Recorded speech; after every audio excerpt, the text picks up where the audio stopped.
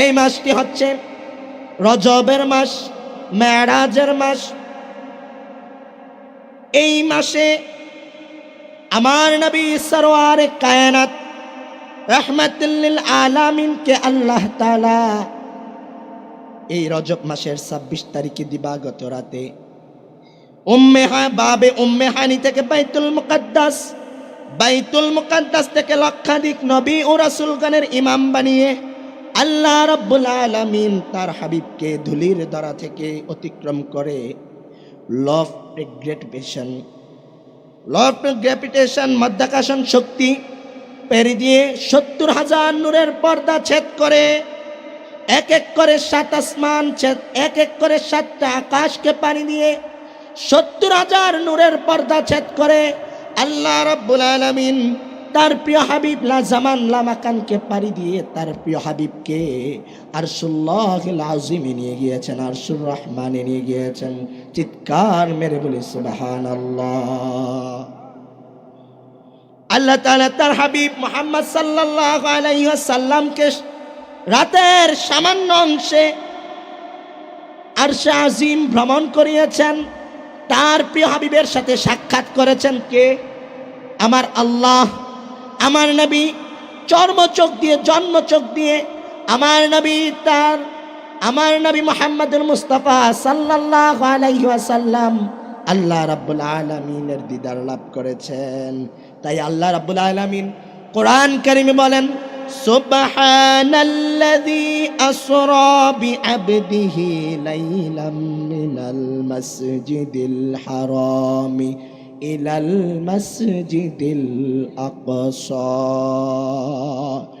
মহান রব্বুল আলামিন বলেন, তিনি সেই সত্তা যিনি পূত পবিত্র, যাকে অক্ষমতায় ধরে না, যাকে কোনো জড়তায় ধরে না, যাকে কোনো অপারগতা স্পর্শ করে না, সে আল্লাহ রাব্বুল আলামিন তার প্রিয় হাবিবকে রাতের বেলায় বাইতুল মুকাদ্দাস থেকে আরশে আজিম পর্যন্ত ভ্রমণ করিয়েছেন। আবার ওই রাতের মধ্যে আবার দুনিয়ার জমিনে পাঠিয়েছেন। চিৎকার মেরে বলা যাবে কি সুবহানাল্লাহ। আমার নবী মুহাম্মদুর মুস্তাফা সাল্লাল্লাহু আলাইহি ওয়াসাল্লাম তিনি সশরীরে চর্মচোখ দ্বারা আমার আল্লাহ রাব্বুল আলামিনকে দেখেছেন। তাতে কোনো সন্দেহ করা যাবে? যেই মৌলবীরাই ফতোয়াবাজি করবে, মনে রাখবেন তাদের ঈমানে গলদ আছে। বামরাম নাস্তিকেরা 3টি যুক্তি দেয়। কয়টি?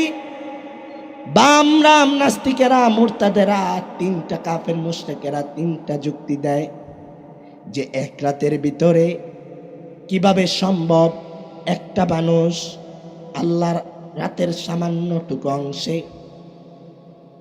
৭০,০০০ নূরের পর্দাকে পাড়ি দিয়ে লা জামান লা মাকান পাড়ি দিয়ে আল্লাহর আরশুল্লাহিল আযীমে ভ্রমণ করতে, মেরাজ করতে কিভাবে সম্ভব? এই আগুনের ছেদকে পাড়ি দিয়ে। 2 নাম্বার যুক্তি দেয়, রাসূলুল্লাহ সাল্লাল্লাহু আলাইহি ওয়াসাল্লামের মেরাজ হয়েছে সত্য, তবে তা চর্মচোখে নয়, স্বপ্নে যুগে হয়েছে। নাউজুবিল্লাহ। 3 নাম্বার শর্ত দেয়, রাসূলুল্লাহ সাল্লাল্লাহু আলাইহি ওয়াসাল্লাম মেরাজে গেলেন কিভাবে সম্ভব? আকাশের তাপমাত্রাকে ভেদ করে, যেখানে অক্সিজেন নাই, তাহলে অক্সিজেন ছাড়া একটা মানুষ কিভাবে বাঁচে?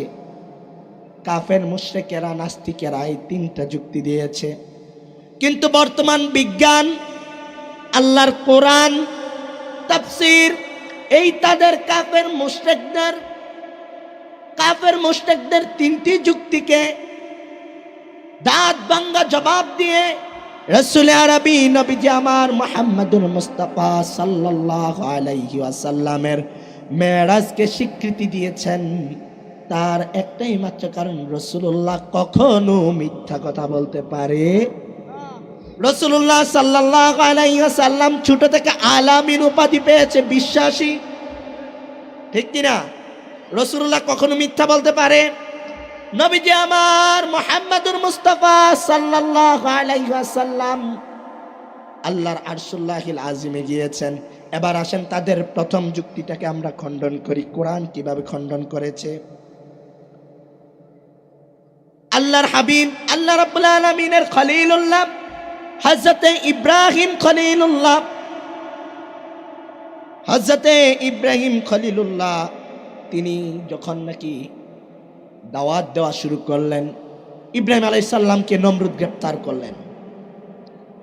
ইব্রাহিম আলাইহিস সালামকে নমরুদ গ্রেফতার করলেন আর তাকে বললেন, রে ইব্রাহিম, তুমি তোমার কালিমার দাওয়াতকে ছেড়ে দাও, তোমার রবের দাওয়াতকে ছেড়ে দাও, আর নাইলে তুমি আগুনে পোড়ার জন্য রেডি হও, তোমাকে আগুনে নিক্ষেপ করা হবে।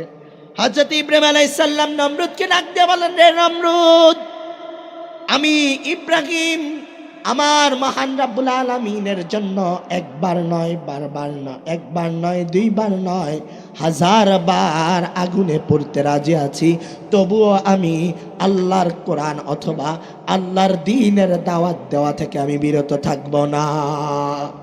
ইব্রাহিম আলাইহিস সালামের চেতনা হচ্ছে মূর্তি ভাঙ্গা।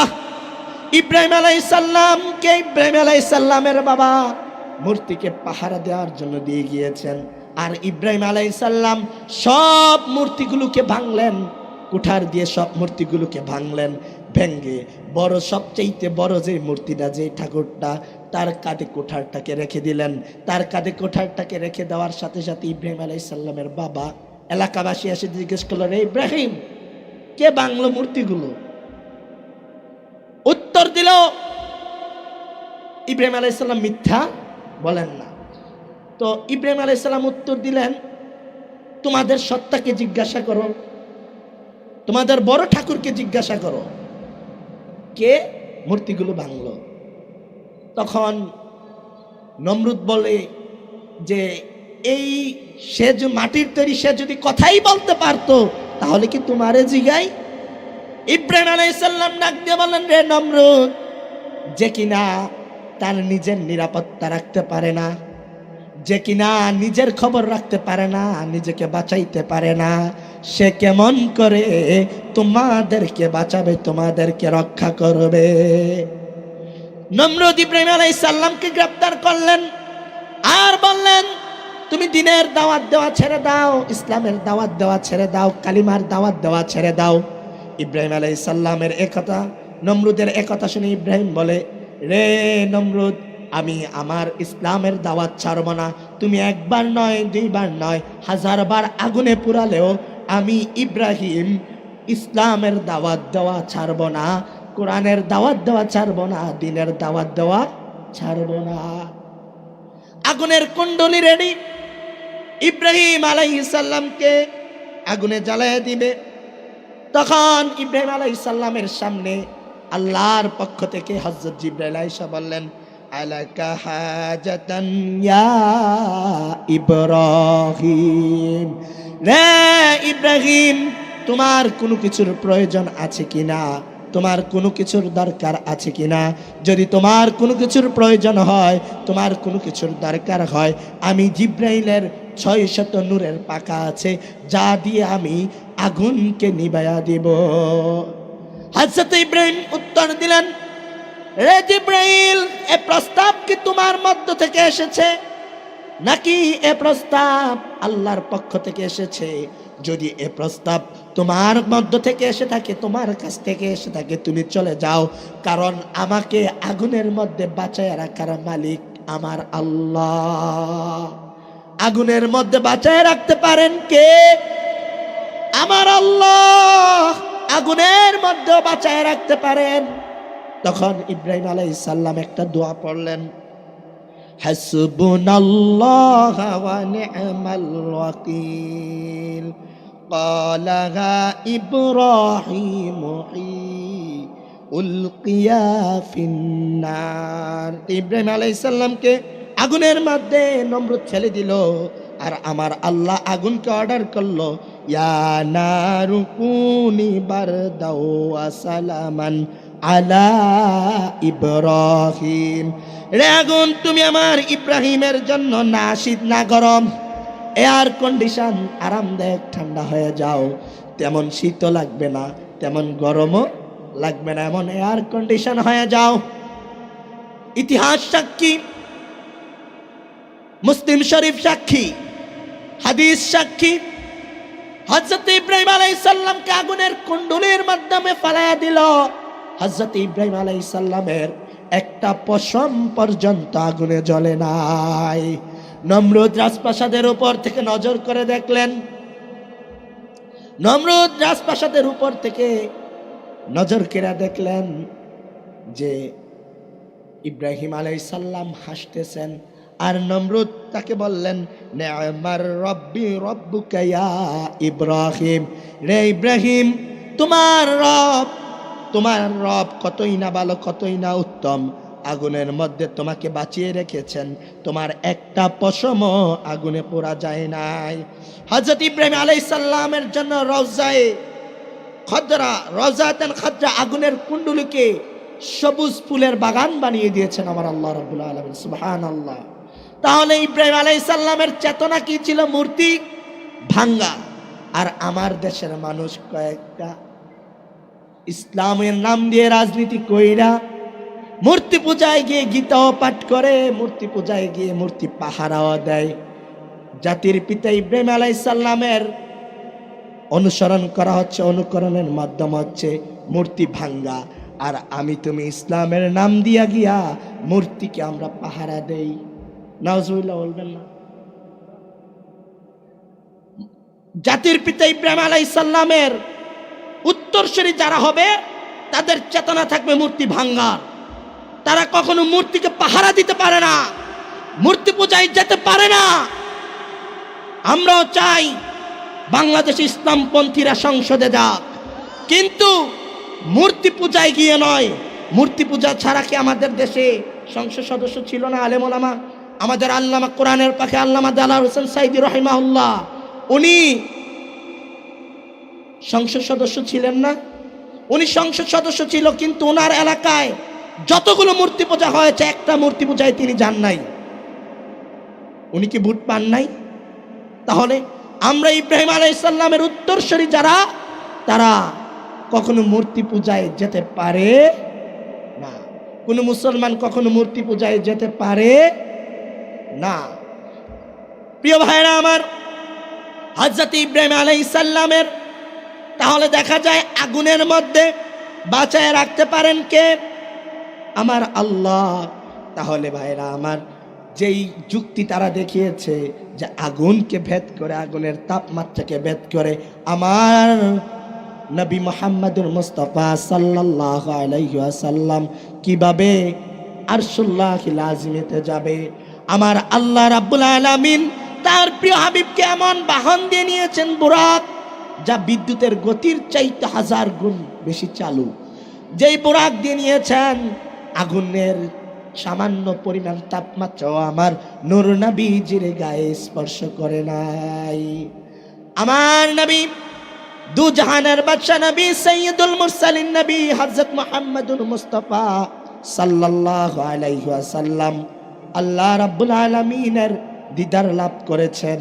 দিদার লাভ করে আবার ওই রাতে যখন সফর শেষ করে দুনিয়ার জমিনে আসলেন, এসে যখন তিনি বলতে লাগলেন, সাহাবায়ে কেরামদেরকে বলতে লাগলেন, রে আজকে আমি গিয়েছি মেরাজ করে এসেছি রাতের সামান্য অংশে, আমি রাতের সামান্য অংশে মেরাজ করেছি, আমি রাতের সামান্য অংশে মেরাজ করেছি। আবু জাহেল কয়, হ্যাঁ রাতের সামান্য অংশে আপনি মেরাজ করেছেন? পাগলে বিশ্বাস করব? বলে, আপনি যে বলেছেন আপনি মেরাজ করেছেন, বলেন তো বাইতুল মুকাদ্দাসে গিয়েছেন, বাইতুল মুকাদ্দাসে কয়টা জানালা, কয়টা দরজা আছে?